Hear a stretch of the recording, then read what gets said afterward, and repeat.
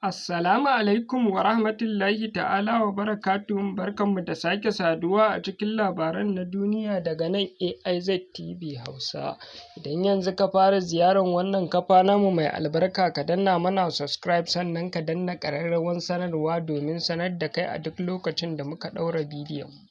A cikin labaran namu na yanzu za ku ji cewa a Nijar da Najeriya cece-kuce na ci gaba da ƙara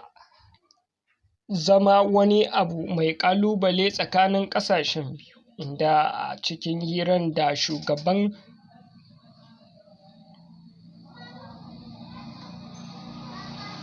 ƙasar ta Nijar wato Abdurrahman Chani ya zargi ƙasashen Najeriya da ƙasashen Yammacin Afirka waɗanda suke haɗa kai da ƙasashen Yamma domin cimma abubuwa daban-daban don ganin cewa ƙasar ta Nijar ba ta cimma gaci ba.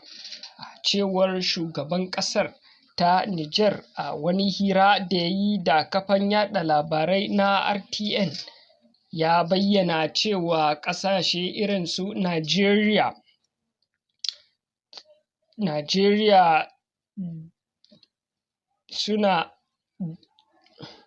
Najeriya da Benin da Algeria na haɗa kai da waɗansu ƙasashe irin su China, Amurka da Faransa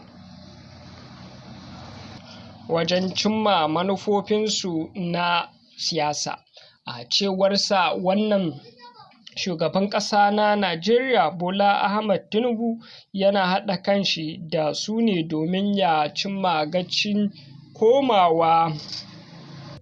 shugaban ƙasa a karo na biyu, domin kuwa ya san bai yi ma ƙasar tasa ta Najeriya wani abin a zo a gani ba.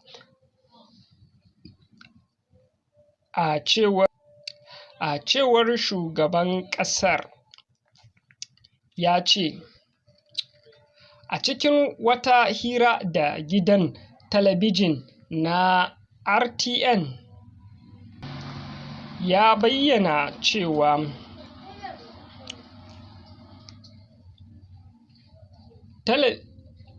shugaban mulkin soji na Nijar Abdurrahman Chani ya zargi ƙasashen Najeriya, Benin da Algeria da haɗa kai da China, Amurka da Faransa wajen hana Nijar zaman lafiya. Wannan ne karo na biyu da shugaban yake irin waɗannan zarge-zarge a bainar jama'a, sai dai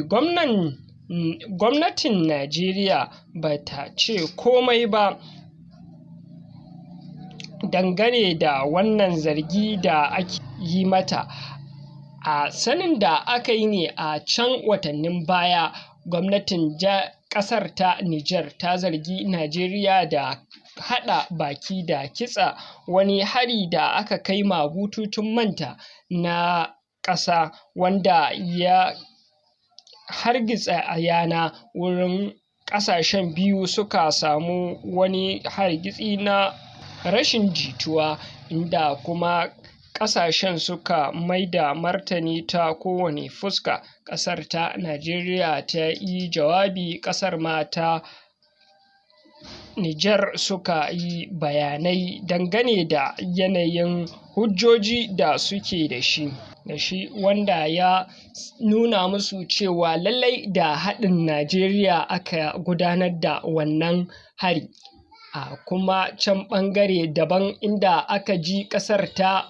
Nijar ta zayyana wani mitin da aka gudanar a jihar Borno, inda ta zayyana dukkanin abubuwan da aka tattauna a wannan taro, sannan kuma ta gayi kalar motocin da aka shiga wannan wuri aka yi wannan taron, da kuma sunayen al'ummomi da aka yi taron da su, wanda ƙarara duniya ta sani cewa waɗannan mutane da aka yi wannan taro da su 'yan ta'adda ne, inda gwamnatin ta Nijar ta yi